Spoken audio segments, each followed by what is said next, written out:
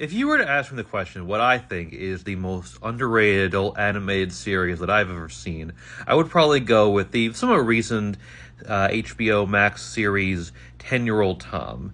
This show is created by and starring a guy named Steve Dildarian, who is previously most well known for another HBO animated series he did called The Life and Times of Tim. And 10-Year-Old Tom is definitely in a lot of ways a spiritual successor to that show. I could tell immediately when I saw this image here on HBO Max that it was the same creator because the art style is extremely similar. The character designs are pretty much exactly the same.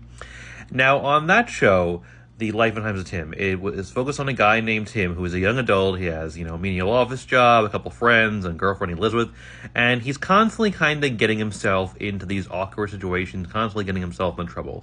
The show has this kind of Curb Your Enthusiasm type vibe to it, where it's this guy who's constantly getting into trouble, angering people, annoying people, offending people, and, the consequences that, come from that. And with that show, it is a show that I think can be great at times. I think a lot of it was great. The first episode of that show is, one of the funniest things I've ever seen. And the problem with that show, it ran for 3 seasons, and even by the time I got to the second season, I started to get to the point where I felt like the formula was getting a little stale.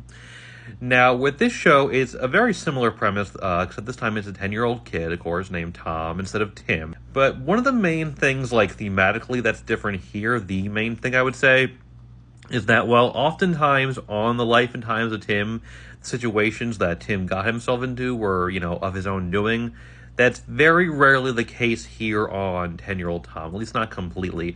A lot of times there are things that either he does accidentally or are things that are kind of thrust onto him or where he gets blamed for something that was more an adult's fault. He is just a kid after all. He has these, group of friends he goes to school with. He's got a single mom, teachers. He's a very poor child. His mother does not have a lot of money. She's kind of a, trashy person, but she also loves him. Each episode, like the predecessor, The Life and Times of Tim, has 2 11 to 15 minute segments in each 22 to half hour long episode.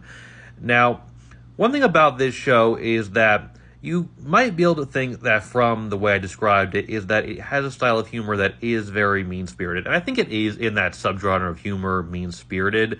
However, for me personally, it never gets to the point where I found it to get uncomfortable.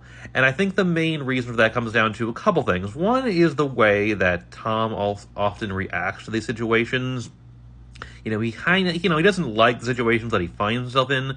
And he's not happy about them, but he has this tendency to almost kind of let them roll off his back a little bit. He just kind of accepts that that's the way things are for him, that he's an unlucky kind of kid. And I also think we never really see him kind of end up in these situations where, he has, these really kind of horrible consequences for the things that happen to him. It's never oh, his life is ruined now, because there's, he always kind of is yeah, he'll be fine. He's not a happy person, but he'll kind of be okay at the end of the day. Tom will often have these reactions to the situations that are very deadpan, very funny. I think the show is one that has incredibly funny dialogue. The humor is, like I said, very kind of dry and deadpan. If that doesn't work for you, I can't promise that this is going to be the thing that brings you over to it. But for me, I find it very funny, very awkward. I find the dialogue can be very realistic and relatable at times. Almost feels yeah, this is kind of how people talk, The show has this way of, where the dialogue presented, where it almost comes off as kind of improvisational at times, although I can't find any confirmation that there is improv. I wouldn't be surprised if there was at least a little bit. But yeah, the show ran for 2 seasons. I generally did not find it getting as stale with the premise as the predecessor did. I think I overall do like it better, so if you were a fan of that show or you just, think the premise sounds like something that might work for you, I would check it out. Very underrated, in my opinion.